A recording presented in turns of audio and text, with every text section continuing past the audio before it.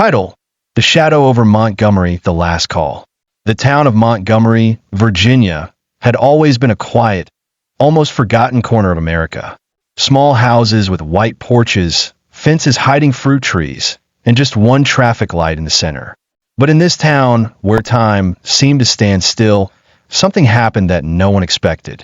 On Friday, July 17th, at midnight, a call was made to the police from a public phone booth.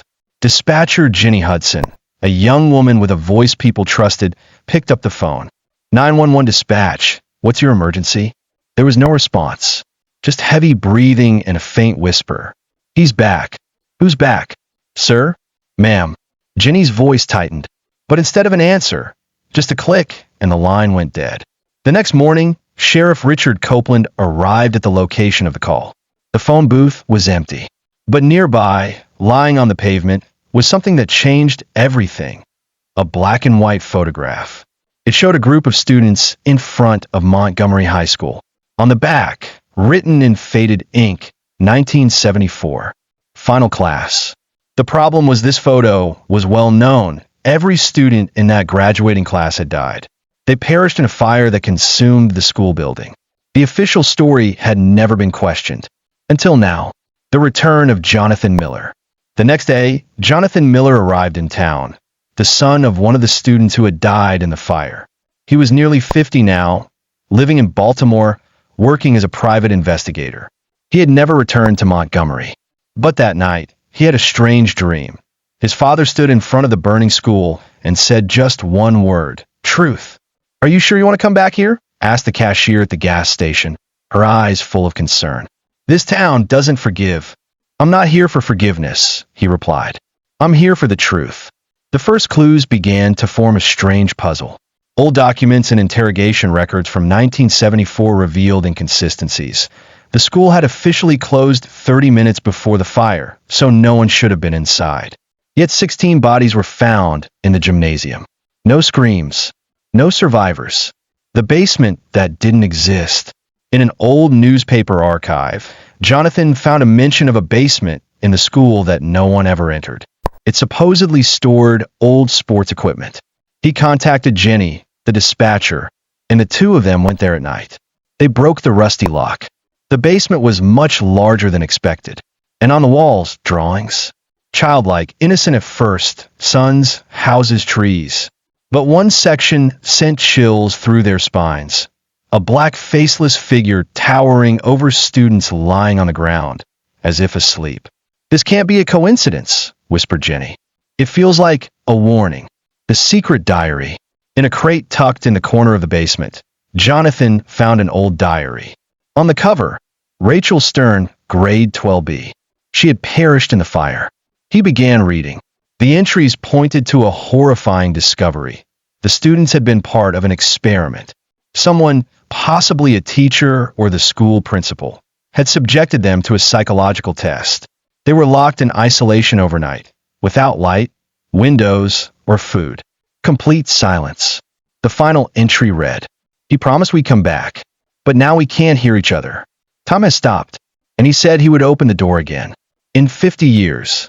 50 years later. Now, it was 2024. Exactly 50 years since the tragedy." The phone booth lit up again. Mysterious calls spread across town. People heard whispers. Some saw fire inside the old school building. Sheriff Copeland vanished the next day. Jonathan knew something had returned. Not for revenge, but to continue what was started. The experiment wasn't over. He had to stop it. But how do you stop a shadow when it's become part of the town itself?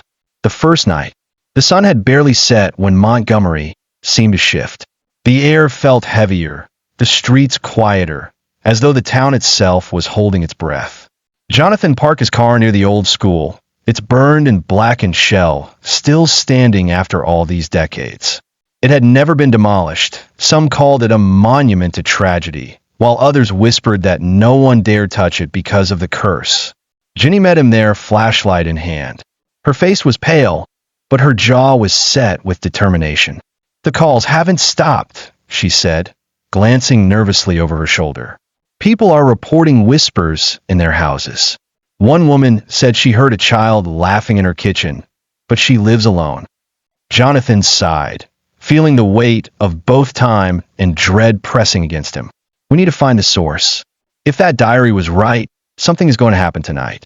50 years, Jenny. That means whatever they were waiting for is now.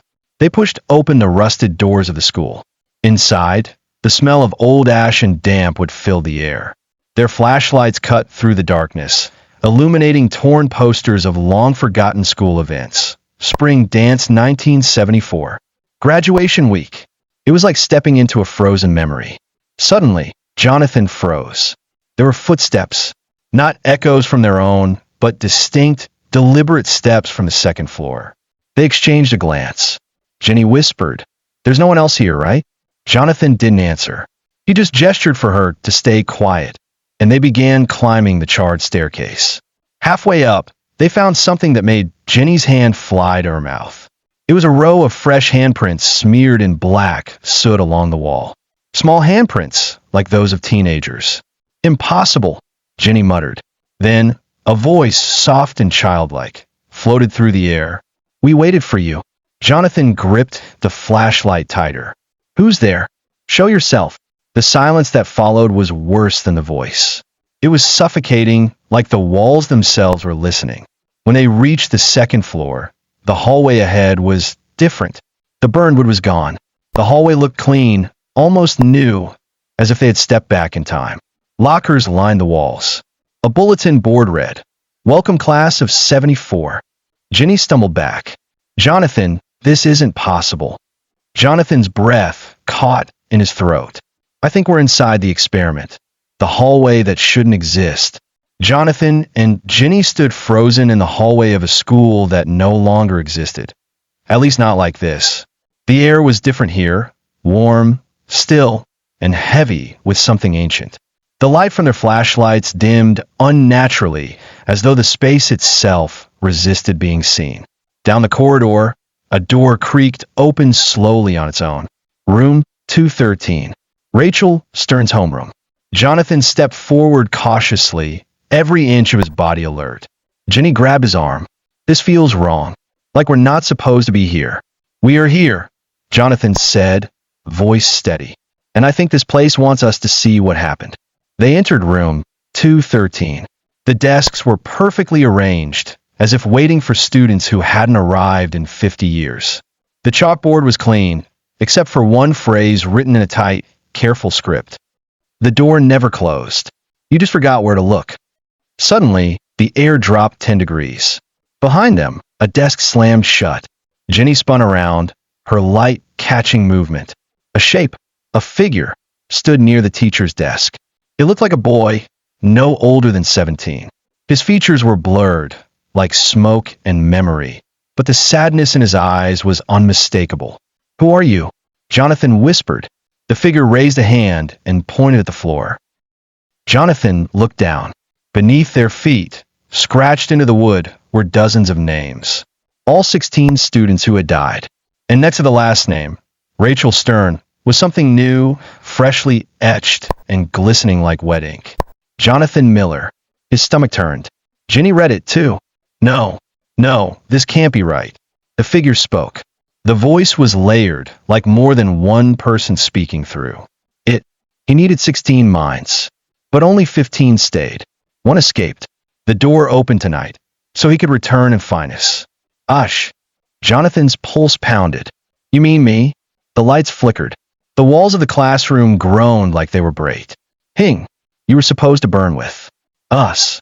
Jenny stepped between him and the ghostly figure. Then what are you waiting for? The figure tilted its head. The sadness faded. What replaced it was hunger, cold, empty, and silent. I'm not waiting. He's already here. From the hallway came a sound, low, rhythmic, like someone dragging chains across linoleum. It was getting closer. Jonathan looked at Jenny. We need to run. But when they turned toward the door, it was gone. Only a brick wall stood where the exit had been. They were trapped in the memory of a fire that never ended. Shall I continue with part 8? Vous сказали. 8. Chap сказал. Part 8. The thing in the hall.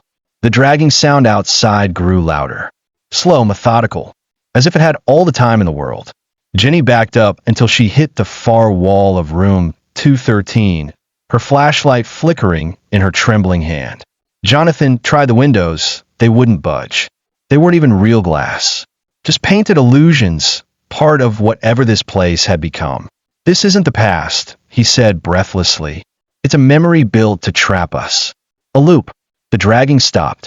Complete silence followed. Then, 3 loud knocks echoed on the classroom wall. Not the door. The wall. Just behind the chalkboard. Jonathan slowly turned toward it. Knock. Knock. Knock. Suddenly, the chalkboard cracked straight down the middle. A black liquid seeped from the fissure like oil, spreading across the board and dripping to the floor. The room darkened even more. Jenny's flashlight died. From that crack, it emerged.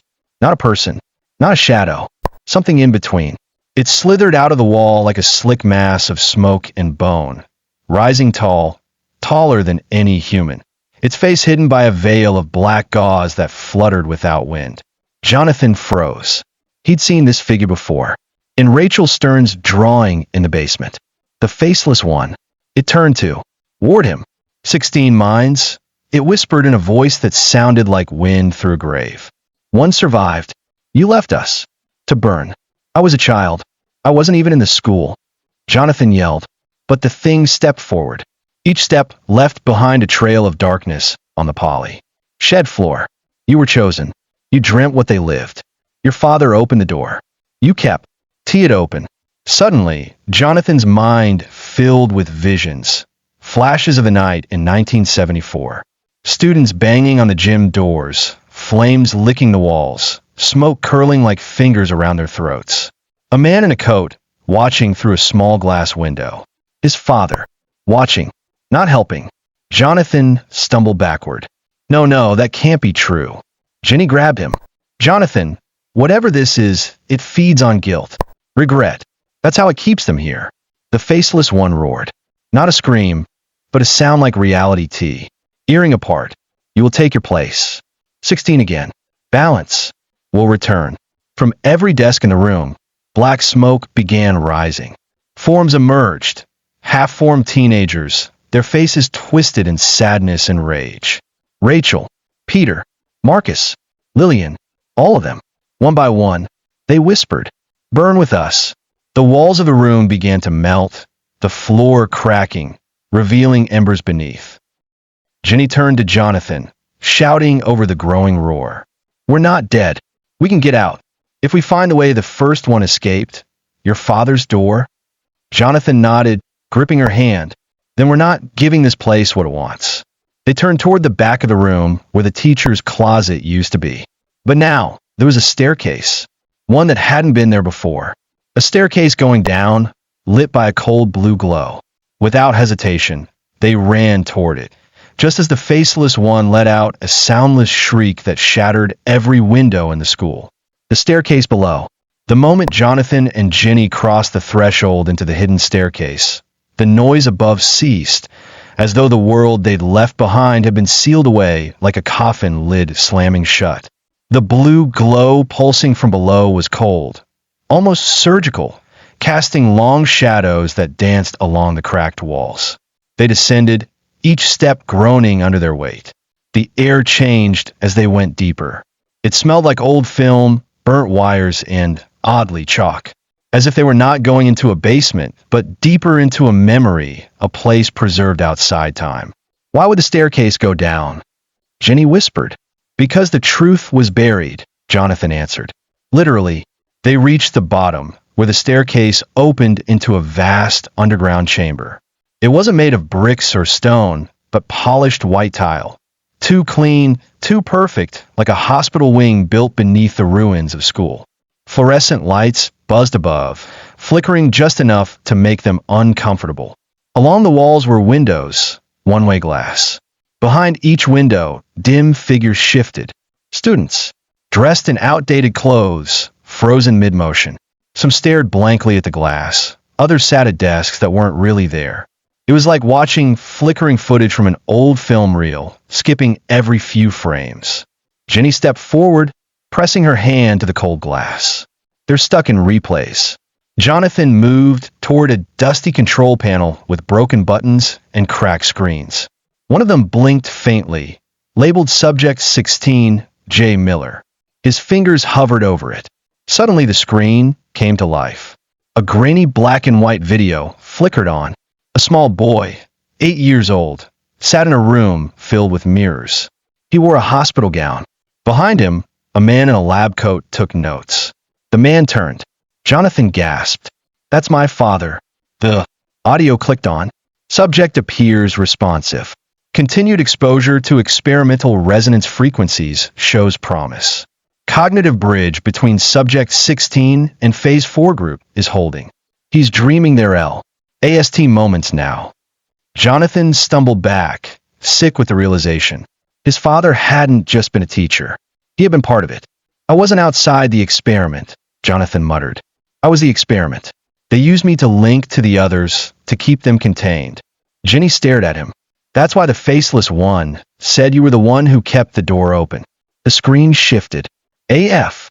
Final note appeared. Failsafe door. Code protocol 6-1-7. R. Terminate link. Reset loop. Escape. Jonathan looked at the keypad beside the panel. Dusty but intact. "This is it," he whispered. "The exit. The way out." Suddenly, the lights flickered violently. A low growl echoed through the corridor behind them. They turned, and there it was. The faceless one. It had followed them. But now it wasn't alone. The 16 students walked behind it, silent, sorrowful, glowing faintly as if caught between dimensions. Jenny grabbed Jonathan's arm. "You type. I'll hold them off." "You can't," he shouted. "Then we both die. And this thing wins." Jonathan's hands shook as he punched in the code. 617 R. The control panel buzzed. A hiss sounded behind them. A door opened at the far end of the corridor, bright light spilling through. The faceless one screamed. The students clutched their heads. And Jonathan grabbed Jenny's hand. "Now, run!" They sprinted toward the door, the chamber quaking around them as the entire memory, the entire loop, began to collapse. They didn't look back. They didn't have to. The past was breaking, and they were finally waking up. The door back to the living. Jonathan and Jenny burst through the glowing doorway, just as the entire underground chamber behind them convulsed like a dying organism. A deafening roar echoed down the collapsing tunnel. The faceless one's final scream, drawn not from lungs, but from the crumbling walls of memory itself. Light swallowed them. For a moment, there was nothing. No floor beneath their feet. No air in their lungs. Only the sensation of falling without end. Through time. Through guilt. Through the echo of 16 lives never truly laid to rest. And then, they hit the ground. Hard. Jonathan opened his eyes first. He lay on the floor of the old school gymnasium, the scorched roof open to the night sky. Jenny coughed beside him, covered in ash, eyes wide with disbelief. It was over, or so it seemed. They sat up slowly, taking in the surroundings. The gym was exactly as the reports from 1974 had described it. Burned beams, melted bleachers, and blackened remains of what used to be basketball lines on the floor. But something was different. There were no bodies. No remnants of the 16 students. No evidence that anyone had ever died there. Jenny looked around, frowning. "They're gone." Jonathan nodded slowly. "We entered the loop. Release them." From the open doorway of the gym, a breeze moved through, warm and clean, as if the building was breathing for the first time in 50 years. Then came a sound neither of them expected. Laughter. Children's laughter. They stood and moved outside. The moon hung low, glowing silver. The town of Montgomery, silent for so long, felt lighter. Windows had light in them again. A neighbor was walking her dog. A porch light clicked on across the street. Life had resumed. The spell was broken. But there, on the sidewalk, lay one final sign. The same photograph from before. The black and white class picture of the 1974 graduates. But this time something was new. The faces were smiling. All of them. And in the back row, standing behind Rachel Stern, was Jonathan's father. Jenny picked it up. "Do you see that?" Jonathan nodded slowly. He stayed. He finished what he started. And beneath the photo, New words had appeared, etched in fine silver script. The experiment ended not with fire, but with forgiveness. Jonathan felt his throat tighten. He looked up at the sky, whispering, "Thank you, Dad." Jenny touched his arm. "You ready to leave this place?" He nodded. "For the first time in my life, I think I am." They walked down the street in silence, leaving the school behind them. No sirens, no ghosts, no more doors, just the soft sound of the wind through the trees and the distant echo of children's voices, free at last. The oath of silence. 2 weeks had passed since Jonathan and Jenny left Montgomery. They returned to their lives, Jonathan back to Baltimore, Jenny back to her job at the dispatcher's office. But neither of them truly felt back. Something had changed. Something still lingered. One night, just after midnight, Jonathan received a small package in his apartment mailbox. No return address. Inside, a plain, black notebook wrapped in wax paper. When he opened it, the first page had only 5 words, Rye. 10 in careful script. T. Door was not alone. He stared at the page for a long moment. The next few pages were blank, until page 6. In more writing appeared. Phase 2 was authorized. July 24th, 2024. Subject number 17, in observation. Jonathan's hands trembled. Subject 17. He flipped to the back cover. A folded photograph was taped inside. He peeled it free and unfolded it. It was a photo of Jenny. She was sitting at her desk in the dispatcher's office, smiling, oblivious. But behind her, standing just outside the frosted glass door, was a blurred figure. Faceless. Jonathan's heart sank. They hadn't closed the door. They'd only escaped their part of the maze. He immediately called Jenny. No answer. He called again. Voicemail. Then a text came through from her. Number. But it wasn't her. You found truth. Now stay silent. The experiment continues. He stared at the message, numb. He knew he had 2 options. Pretend it was over and walk away, or go deeper, expose the rest, no matter the cost. And in that moment, Jonathan made a decision. He opened a locked drawer in his desk and pulled out a recorder. He pressed record. My name is Jonathan Miller, and what we experienced in Montgomery wasn't an accident. It was a controlled test, and we were just the beginning. If you're hearing this, you're already part of it. There are more doors, and not all of them lead back. As he spoke, he didn't notice the lights in his apartment flickering, or the faint sound of footsteps in the hallway outside. Behind his locked door, someone was listening, and the experiment was far from over. Phase 2 begins. The next morning, Jonathan didn't go to work. He sat in his dimly lit apartment, blinds drawn, the black notebook open on the kitchen table beside a cup of untouched coffee. His recorder, now half full with late-night thoughts, sat silent. He hadn't slept. Not really. Every time he closed his eyes, he saw the faceless one. And worse, he saw Jenny, staring at him through a fogged glass window, her mouth moving in slow, silent panic as something reached for her from behind. But it wasn't just nightmares anymore. At 4:07 a.m., someone had tried to open his apartment door and left a single item outside. A broken headset with an old-school intercom label taped to the side. Room 213, audio monitor number 5.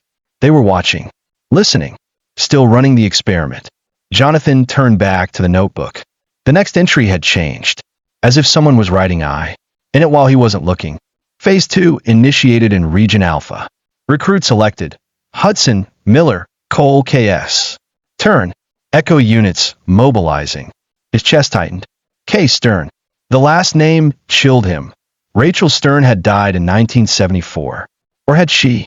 He flipped back through the pages, looking for anything he might have missed. That's when a folded note fell from between the binding. Old, yellowed. It was handwritten in red ink. If you're reading this, it means you survived Phase 1. But we didn't. We stayed behind to keep it locked. You opened it.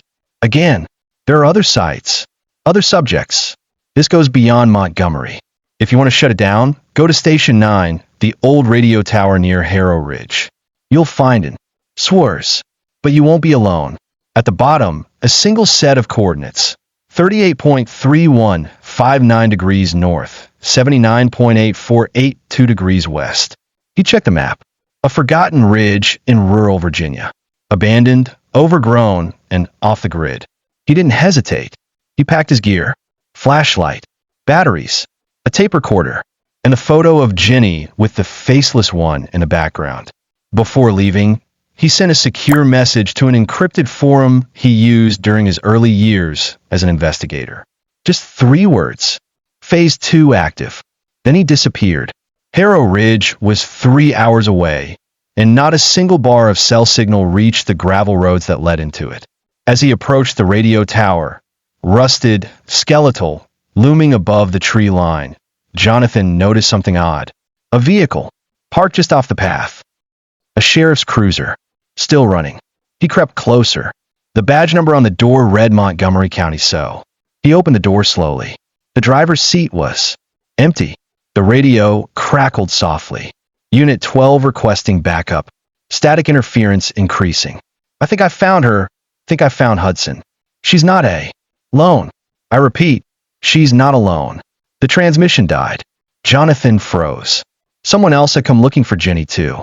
And whatever was inside that tower had been waiting for both of them. The tower at Harrow Ridge. Jonathan stepped away from the empty cruiser, every nerve in his body electric.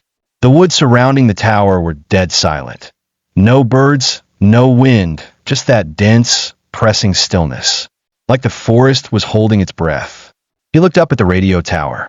At nearly 70 feet tall, it leaned slightly to one side, skeletal and rusted, held together by cables that swayed without wind.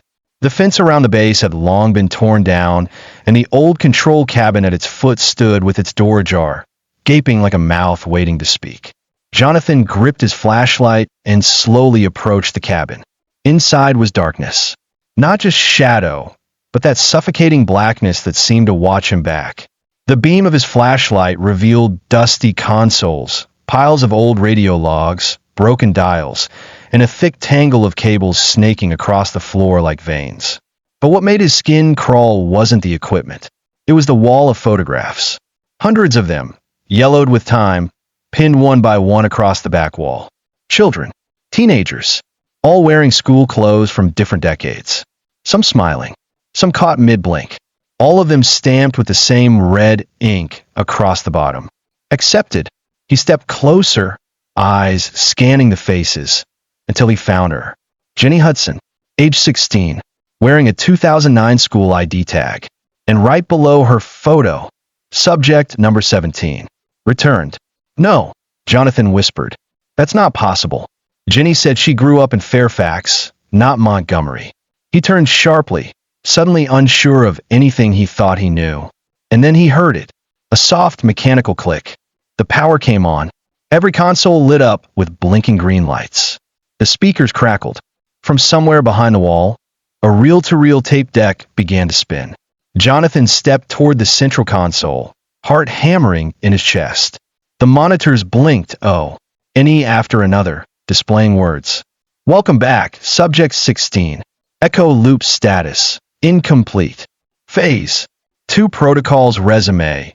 In 6 minutes and 13 seconds. The countdown began. 6 minutes.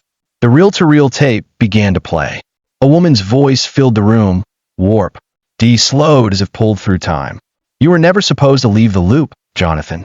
Your extraction compromised the balance. We had to add. Apartment Jenny adapted better than you. His blood froze. No, he muttered. You're lying. She was never just a dispatcher. She was monitoring you, guiding you, toward the doorway. That was her role. Jonathan stumbled back, mind spinning. Was Jenny part of it? Was she manipulated? Or had she always known? Suddenly, the static in the room pulsed and formed a shape in the back corner. A woman, standing motionless in the shadows. Jonathan raised his flashlight and nearly dropped it. It was Jenny, but wrong. Her skin was pale. Her eyes were blank. Her mouth opened, slowly, unnaturally wide. A long, hissing whisper escaped her lips. We all went back, Jonathan. You were just late. The countdown hit 4 minutes and 42 seconds. Behind her, more figures emerged from the shadows.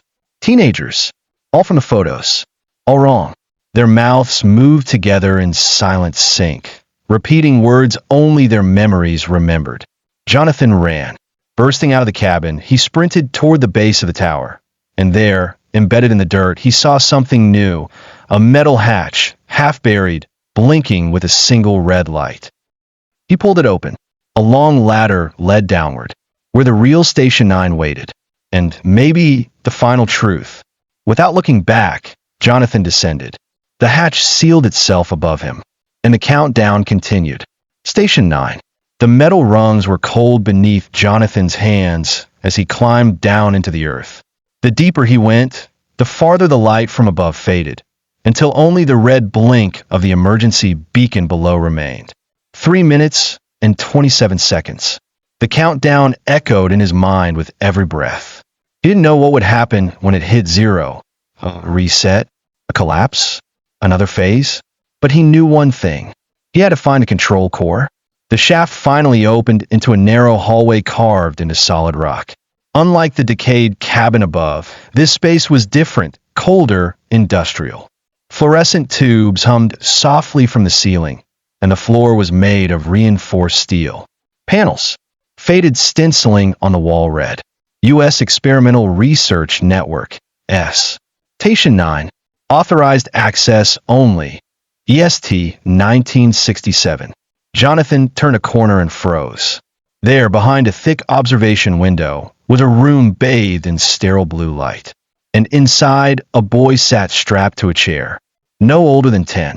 A plastic cap covered his head, wired to machines that blinked and ticked with purpose. He wasn't unconscious, but he wasn't awake either. His eyes were open, staring forward, empty and glassy. And in his hand, he clutched the same black notebook Jonathan had found in his mailbow. X. A label on the monitor beside him flashed. Subject 0, primary source link active. Neural fee. D-loop. Online. All phase memory channels open. Jonathan's voice was barely a whisper. It's all coming from him.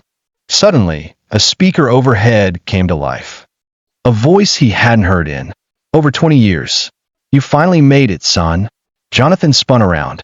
A monitor in the wall blinked on, displaying the face of Hi's father, older, tired, and clearly a recording. If you're seeing this, it means the experiment has failed. Or worse, escape containment. We tried to use Subject 0 to map human consciousness, to record and replay memory in a closed loop. At first it worked, but the loop, S, didn't stop. They became recursive, self-aware. The memories started building their own logic, their own guardians. We called them Echo Construct. S. You met one, the faceless one. There are more. Jonathan gritted his teeth. Then why me? Why did I survive? Because you weren't meant to. You were the only child born during a neural download. Your mind was cross-linked with the core, Subject 0. That's why you dreamt the fire. Why the students haunt. DU. You're the mirror that kept the SY. STEM alive. The screen blinked. A new option appeared. Initiate final severance. Terminate core link. Warning. All echo constructs will dissolve. Subject 0 will expire. Time remaining. 1 minute and 4 seconds. Jonathan stared at the console. If he severed the link, he'd end it. All of it. The loops, the whispers, the shadows. But the boy in the chair, he wasn't just a machine. He was human. Wasn't he? His hands trembled over the keypad. He looked through the glass again. The boy blinked. D. For the first time. And his lips moved. Only one word. Please. Jonathan's mind reeled. Was it a trick? A memory echo? Or a cry for help? The timer hit 45 seconds. And from the hallway behind him, CA. Me footsteps. Deliberate. Approaching fast. Then a whisper. He's not yours to save. Jenny. Or whatever wore her face now. The impossible choice. Jonathan spun toward the voice. Standing in the hallway was Jenny, or what remained of her. Her posture was perfect, almost too perfect, like someone wearing a human body like a tailored coat. Her eyes shimmered unnaturally, reflecting the blue glow of Station 9's core chamber. But her voice was still Jenny's. Gentle, steady, familiar. Step away from the console, Jonathan. The system needs balance. Terminating the boy will collapse the entire loop framework. Every echo, every tethered soul, gone. That's the point, he growled, backing toward the glass, shielding the control panel. You turned all of us into ghosts. Jenny took a step closer, hands raised. You think this is about ghosts? This is about survival. About continuity. These minds weren't just trapped, they were preserved. Think of them as blueprints of the human experience. You sever the core, and you erase thousands of lives permanently. Jonathan shook his head. They already died, Jenny. What we've built is a prison. A BR. Oaken echo of something sacred. Her voice shifted, deepening. You were always the weakest link. The lights above flickered. A pressure built in the air like gravity thickening. And suddenly Jenny's face rippled, briefly revealing something beneath. The faceless one. Its true form. Raw formal. As consciousness. Older than the exp. R. I'm it. Older than logic. We lived through you. We became you. I'm not your doorway anymore, Jonathan whispered. 22 seconds. The boy stirred again in the chair. His eyes locked with Jonathan's. This time, there was clarity and terror. Jonathan reached toward the panel. Jenny lunged forward. Too slow. He slammed his hand on the initiate final severance button. The console exploded with noise. Sirens. Static. The overhead lights. Burst one by one in sequence. On the screen, a confirmation pulsed. Severance engaged. Echo channels dissolving. Memory loops collapsing. Jenny let out an inhuman shriek, collapsing to her knees, smoke pouring from her eyes and mouth as her body spasmed violently. The faceless one writhed inside her, unable to escape. From behind the glass, the boy gasped, not in pain but in relief. The wires detached from his skull. The glass wall shattered outward as if exhaling years of silence. Jonathan rushed inside, catching the boy as he fell forward. It's okay, he whispered. You're free now. The facility shook. Cracks tore through the walls. Flames burst from sparking wires. Echoes screamed through the collapsing halls. Not in agony, but in release. Jonathan held the boy tighter and ran. Back through the corridor. Up the ladder. Toward the fading glow of the surface. Behind them, Station 9, and the entire experiment began to fold in on itself, like memory unraveling into dust. Hours later, under the morning sun, emergency crews combed the ridge near the collapsed tower. They found only one survivor, Jonathan Miller, clutching a boy no one could identify. No fingerprints, no records, no past. The boy simply looked up at the EMT and said, "He saved me." Elsewhere, across old school buildings, abandoned radio stations, and ruined labs, photographs faded. Tapes melted, and a silence fell. For the first time in 50 years, the echoes were gone. But in one darkened archive, sealed beneath concrete, in a place no map named, a light blinked on. One screen, one file. Phase 3, Compensation Initiate. ED. Subjects locating. Live test environment. New host found. Stern_K. The new host.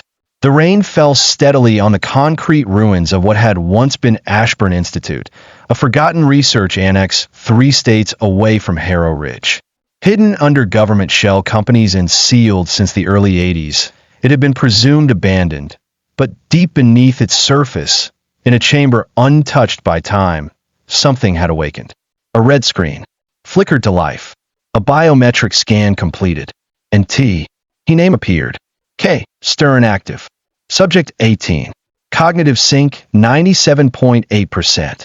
Miles away, in a quiet suburb of Pennsylvania, Kayla Stern sat alone in her bedroom, unaware of the signal that had just bound her to something ancient. She was 16, dark hair tied in a loose braid, intelligent, curious, and like most of her classmates, hopelessly bored by the silence of late summer. Her mother was always busy, her father long gone, and Kayla often passed the time diving into old online forums. Strange places where people posted stories about ghost loops, government experiments, and the Harrow Ridge incident. But something had changed in her recently. The dreams had started. They began 3 nights ago. First, a girl in old-fashioned cloth. Yes, whispering in a voice Kayla didn't recognize, but somehow remembered. You need to come back. We're waiting. Then came the fire. The boy strapped to a chair. And last night, she dreamt of a tall tower in the woods, with a metal hatch glowing red beneath it. When she woke this morning, there was a strange buzzing in her ears, like a signal trying to break through. She chalked it up to too much caffeine and weird reading habits, until her school ID card began to glitch. She was scanning into the library when the screen flashed something odd. Welcome, subject 18. The librarian blinked, confused. Huh, that's weird. Kayla forced a smile and went inside. But her heart was pounding.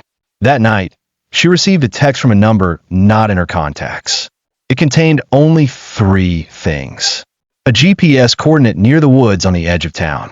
The phrase, "Echoes return through the willing," and an audio file. She hesitated before playing it.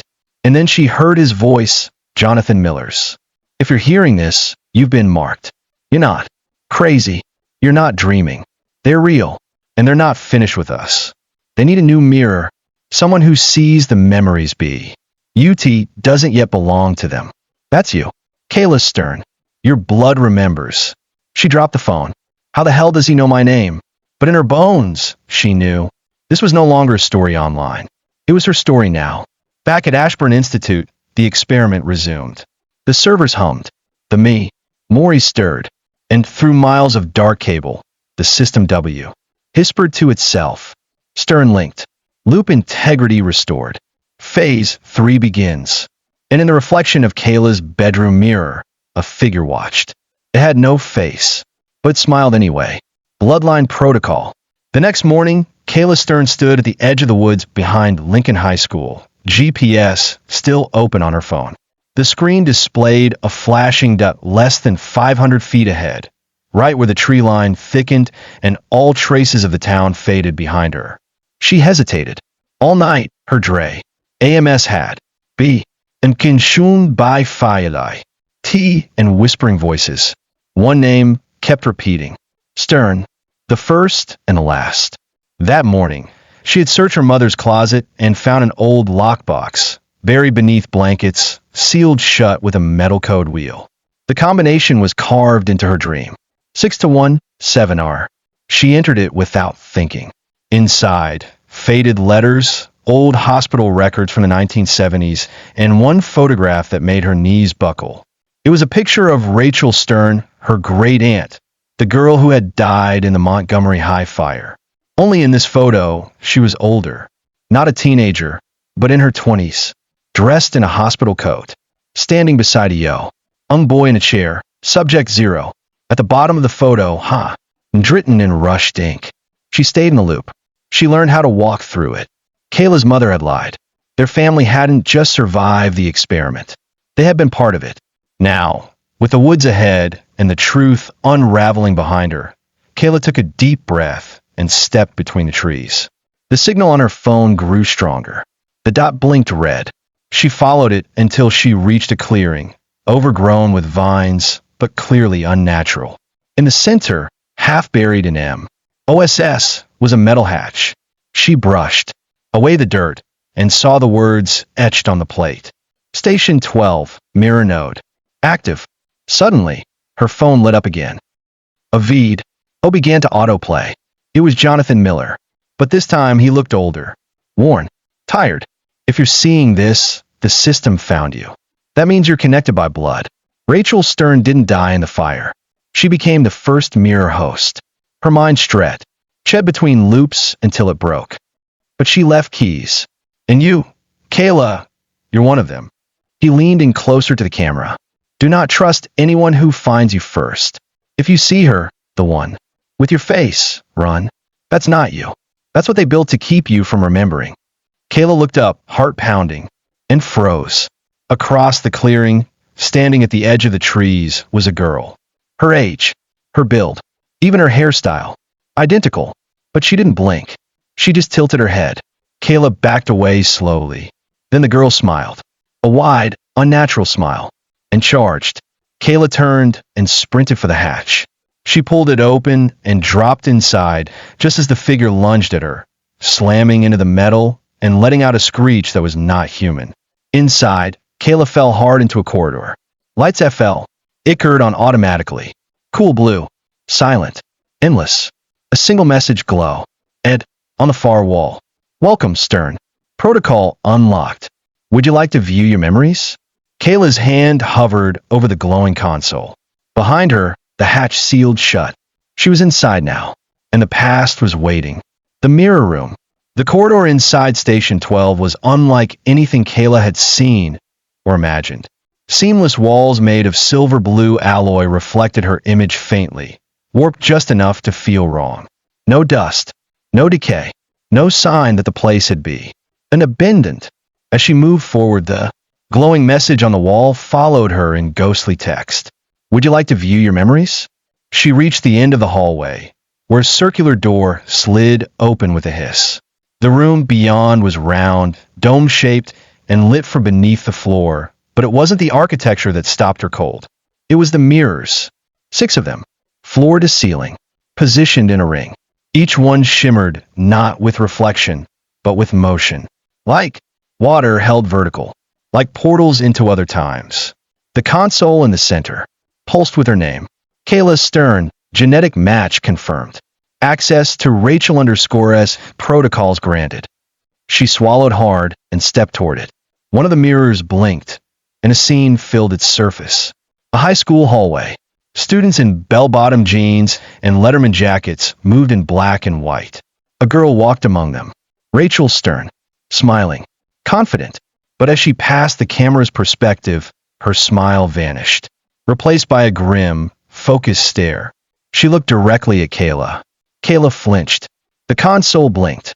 First memory unlocked. Subject R_S. Phase 1 escape attempt. Suddenly, Kayla wasn't in the room anymore. She was in the memory. The air thickened. Sounds returned. Old bell chimes, lockers slamming shut, the chatter of teens from 1974. Kayla stumbled through the hallway, surrounded by people who couldn't see her. But Rachel could. She turned a corner and walked straight up to her. They'll never believe you. We're not part of it, she whispered. They never believed me, either. That's why I had to fake my death. Kayla tried to speak, but her voice didn't come. She was only a passenger in this moment. Rachel continued walking. The memory followed her down.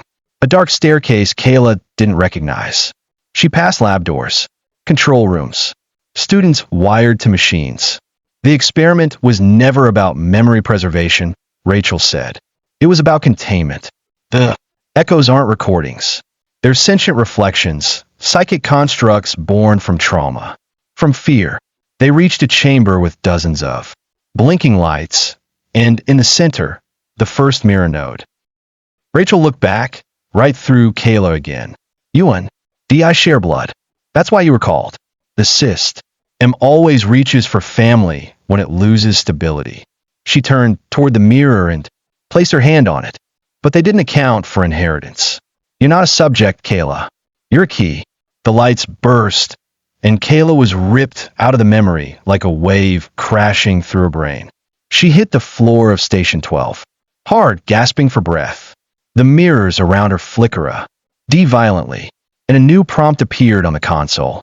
Protoc, OL Stern_K, initiated. Prepare for memory upload. Then came the voice again, distorted, echoing from every wall. If you remember too much, they'll find you faster. And this time, they won't send Jenny.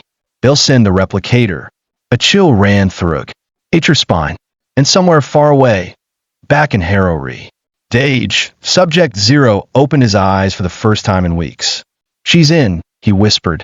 Now Phase 3 can begin. The replicator. The mirrors surrounding Kayla pulsed with pale blue light, their surfaces warping and shifting like liquid silver. Her pulse thundered in her ears. She gripped the edge of the console for balance as new lines of text scrolled across the screen. Upload. D in progress. 12%. Warning. Subject located by external entity. Replicator 9. Proximity. Active ETA 08 minutes. Kayla's eyes widened. What the hell is a replicator? A new window opened. Video footage. Grainy, black and white. Surveillance timestamp. 1982. A lab room. Two scientists, both visibly disturbed, standing behind reinforced glass. Inside the chamber was a girl. Rachel Stern. Or, not exactly. She looked like Rachel, but her movements were slightly off. T.O.O. smooth. Too deliberate. When she smiled, her mouth widened beyond what was natural. One of the scientists whispered. It built itself from fragments. We didn't ram this. It's learning, rewriting her. The recording glitched, then continued. The girl looked directly into the camera. You can't contain a mirror, she said. You just Brea. K the frame. Suddenly, alarms in the facility blared. Chaos. Screams. Then the footage ended. Kayla's breathing quickened. Replicator 9. They sent it to mimic Rachel, and now they're sending it for me. The mirrors vibrated violently.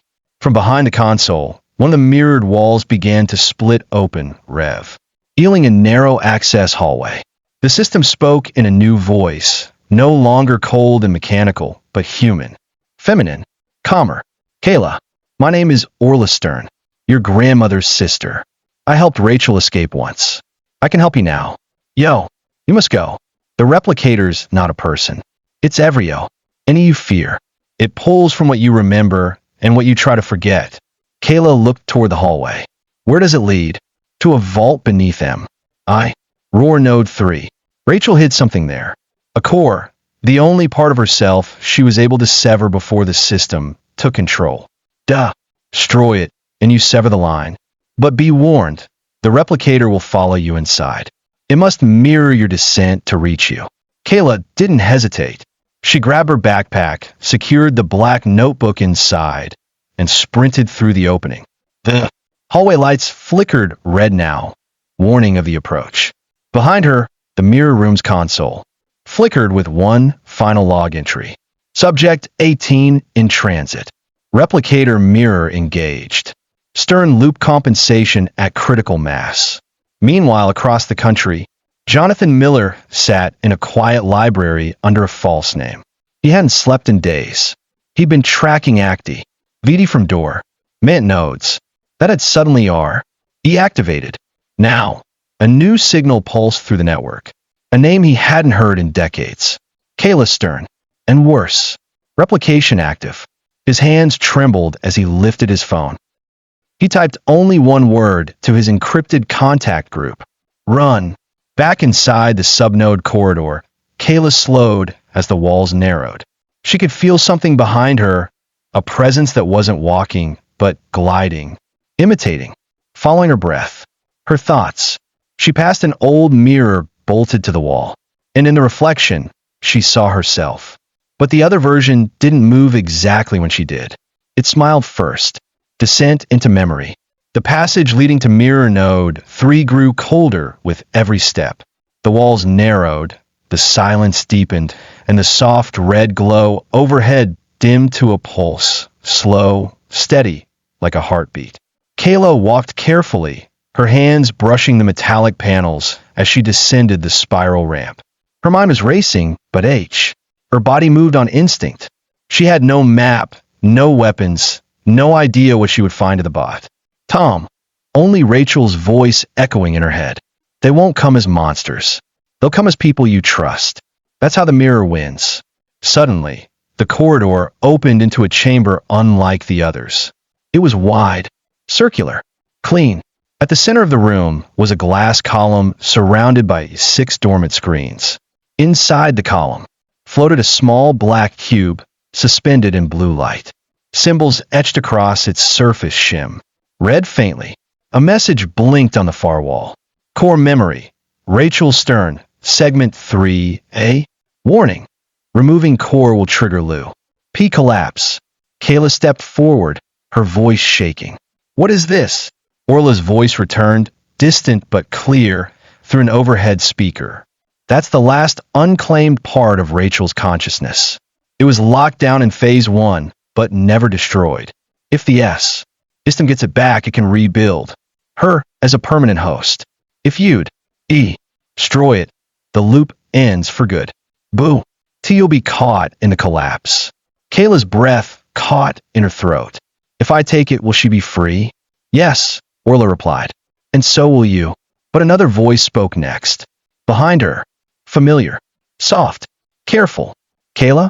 She turned and nearly collapsed.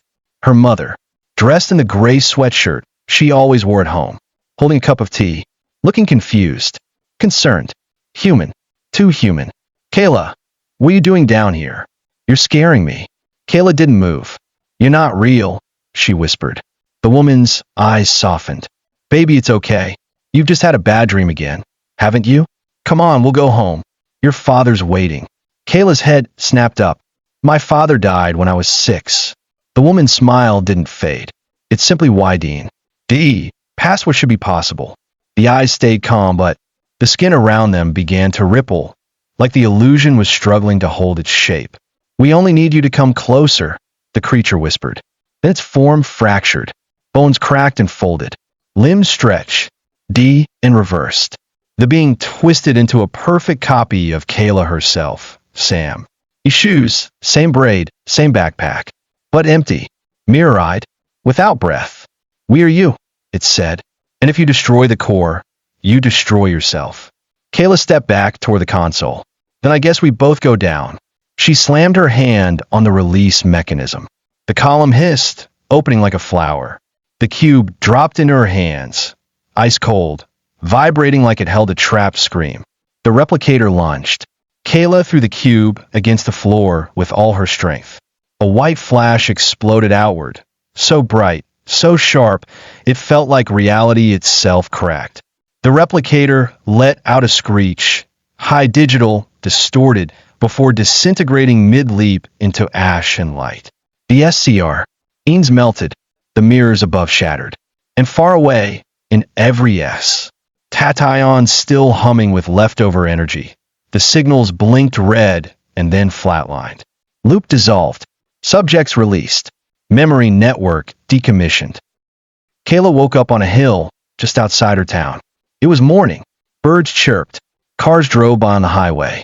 In her hand was a single shard of black glass, the only remnant of the core. She stood up slowly. Behind the forest was gone. No hatch. No tower. No trace. Her phone buzzed. A new message. No number. No name. You ended it. But echoes always leave trails. She looked at the sky. There were no mirrors here. But somehow, she knew something was still watching, waiting, and that she would never see her reflection the same way again.